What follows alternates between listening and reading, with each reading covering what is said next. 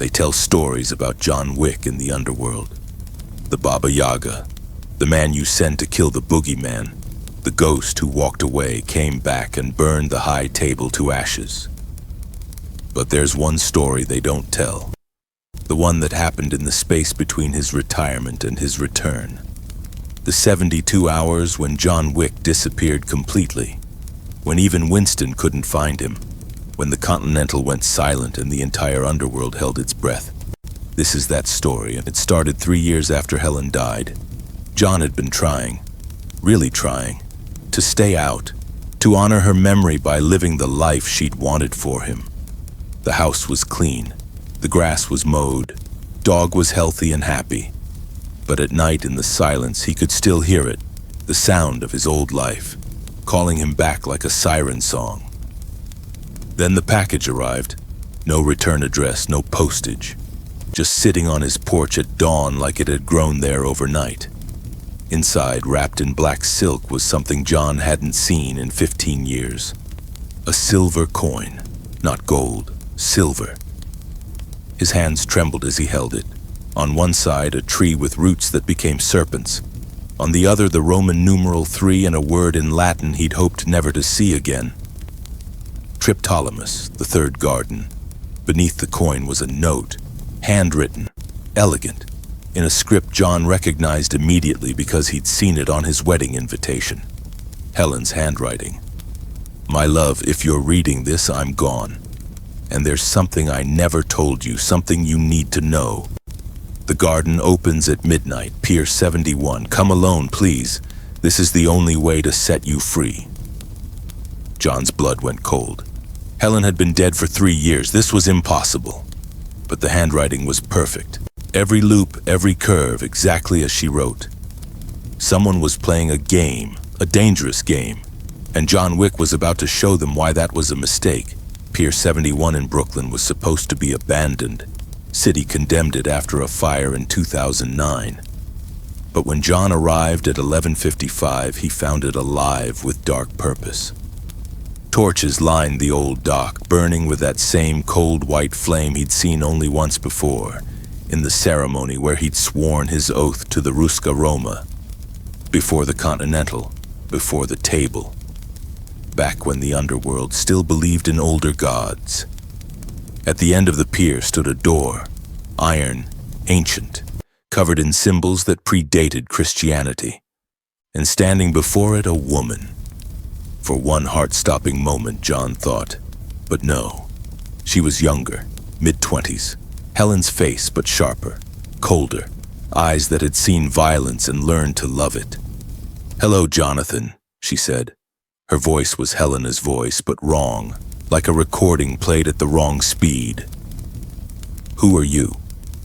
John's hand moved inside his jacket, found the Glock, comfort in cold metal. I'm the answer to a question you never asked, she replied. Did you ever wonder about Helen's life before you met her? Where she came from, who she really was. She was a photographer. She lived in a cover story, the woman interrupted. A beautiful lie she told you because she loved you, because she wanted you to have a normal life. But there's no such thing as normal for people like us, is there, John? She stepped aside, gestured to the door. My name is Mira Katsaros, and I'm Helen's sister. John's world tilted. Helen didn't have a sister.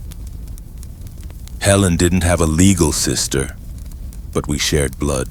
Same father, different mothers, both raised in the third garden. Mira's smile was sad and sharp as a broken mirror. She escaped when she was 19, gave it all up for a chance at a real life. But the garden never forgets its children, John, and now it wants what she owed. She owed nothing. She was innocent. No one in our world is innocent. Mira pulled out a marker, blood red, sealed with a thumbprint John recognized. Helen's thumbprint. 3 weeks before she died, Helen came to me. She was sick, knew she didn't have long. She gave me this marker and made me promise. If anything ever tried to pull you back into the darkness, I was to bring you here to show you the truth. John's hands clenched into fists. What truth? That the high table you destroyed. That was just the branches, John. The garden is the root, and it's been waiting for you.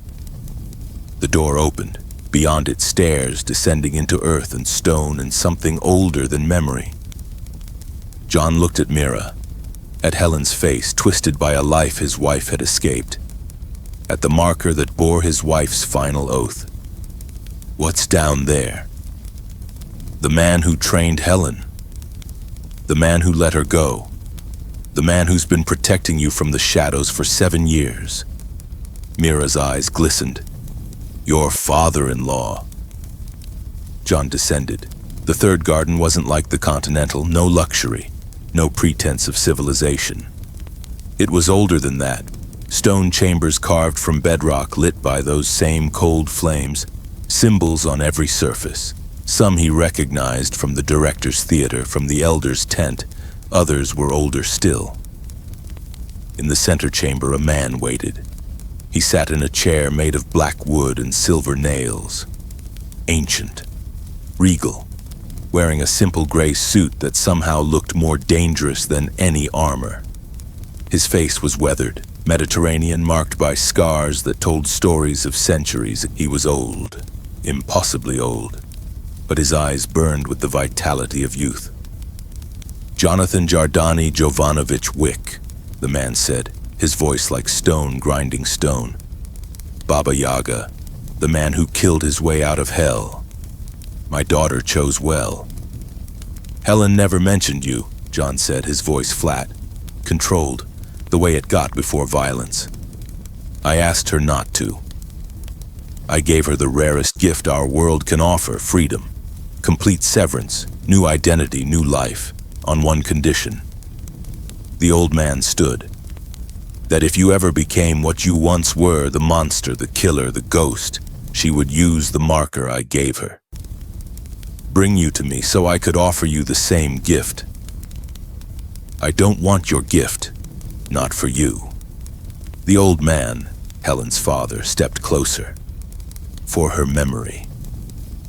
For the life she wanted you to have. He placed something on the stone table between them, a contract, written in blood and sealed with wax. In 3 days, the remnants of the high table will convene. They're rebuilding, reorganizing, creating new rules. And they've marked you, John.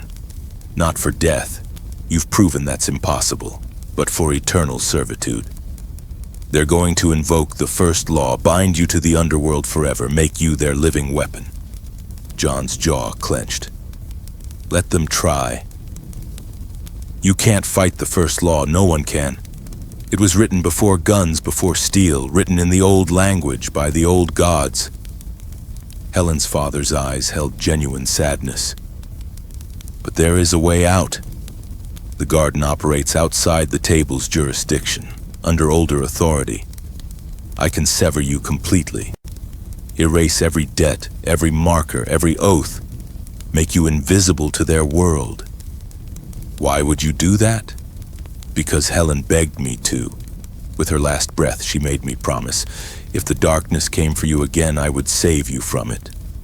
His voice cracked just slightly. She was my daughter, John. My light in the endless dark. And she loved you more than life itself. Let me honor that. John looked at the contract, at the promise of freedom written in blood that wasn't his. What's the cost? You have to die. Not literally, Helen's father continued. But John Wick, the name, the legend, the ghost, has to end, completely, publicly. The underworld has to believe you're gone. Only then will they stop hunting you. He pulled out a vial, dark red liquid. A drug developed by the Ruska Roma. You take it, you appear dead for 72 hours.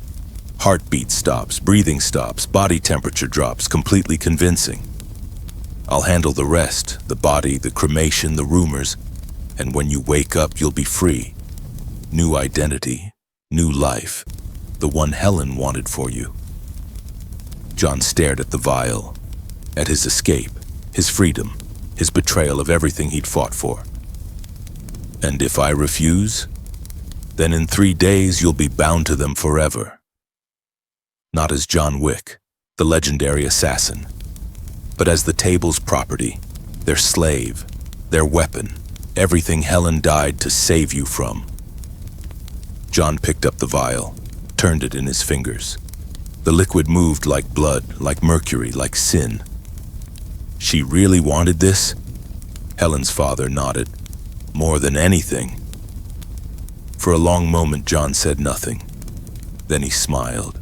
A cold, terrible smile that reminded the old man why even gods feared the Baba Yaga.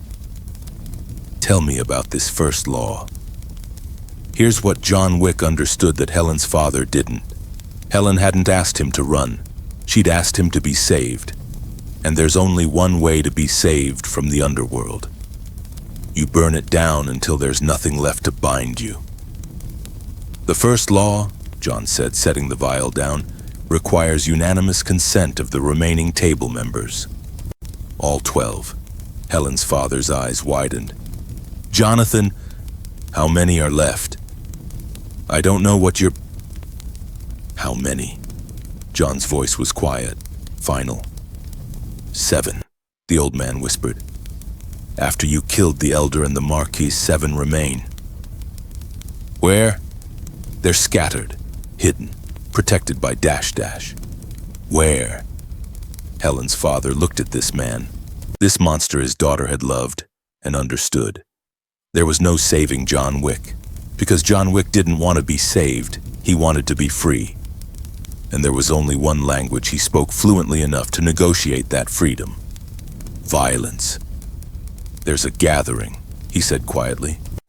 In 72 hours, Rome, the old Colosseum. They're meeting to reconstitute the table, to create new rules, new order. Then that's where I'll be. You can't kill them all, Jonathan. Even you. John walked to the door, stopped, looked back.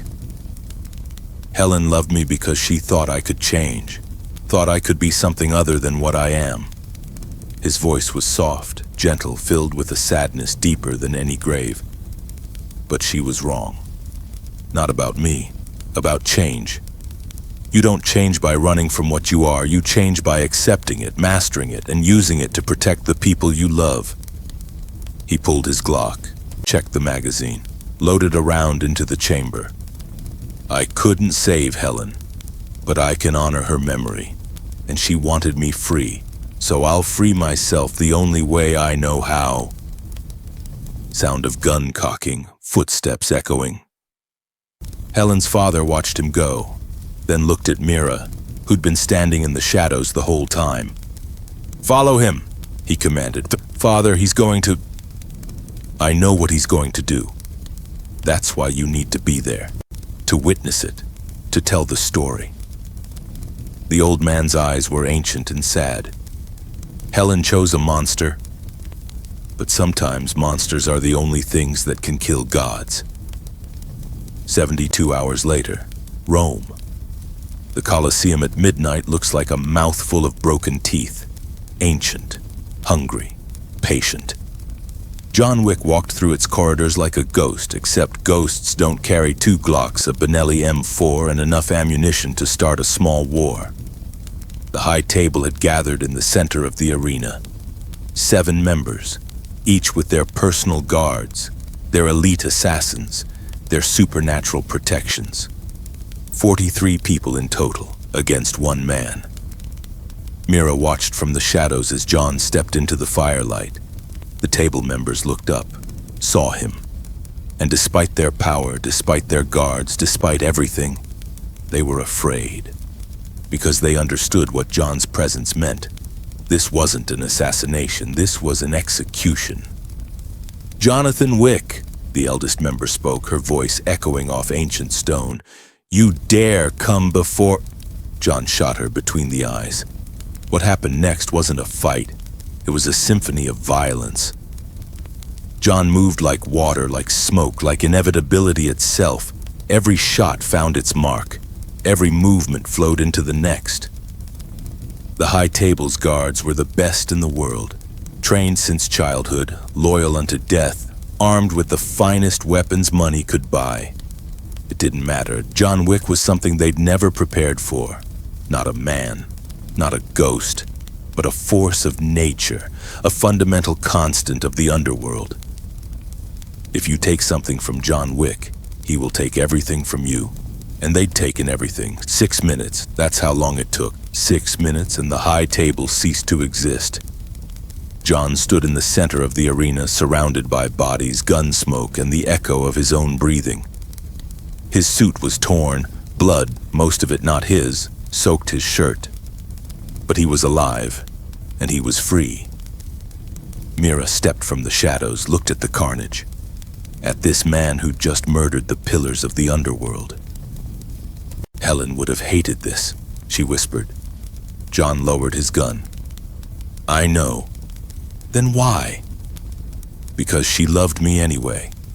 He looked at Mira, at Helen's sister, at the last living piece of his wife. And that means something. It has to mean something. He pulled out the silver coin, the one from the garden, placed it on the ground among the bodies. Tell your father the debt is paid. Not his way, my way, but paid in full. What will you do now? Mira asked. John looked up at the stars above the Colosseum. The same stars Helen used to photograph, the same beauty she'd tried so hard to show him. I'm going home, he said, and to feed my dog. And he walked away, not into the darkness, but toward the light of dawn. They found the bodies the next morning, 7 high table members, 36 guards, all dead, and in the center a single silver coin. The underworld understood. The third garden had spoken, the old laws had been invoked. And John Wick, Baba Yaga, the ghost, the legend, was untouchable, protected by authorities older than the table, free from all debts, forever.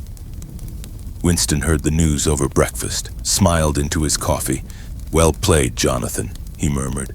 Well played indeed. At the Continental's front desk, Karen placed a new entry in the ledger. Under John Wick's name, in the section marked Status, he wrote a single word. Excommunicado lifted, debts paid, account closed.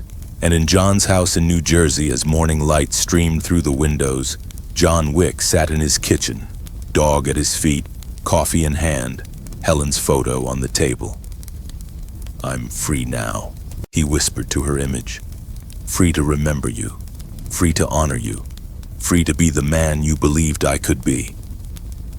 He touched her face in the photograph. Thank you for loving the monster. Thank you for seeing the man. Outside, the world continued, the underworld rebuilt. New kings rose to claim empty thrones, but John Wick was done, truly done.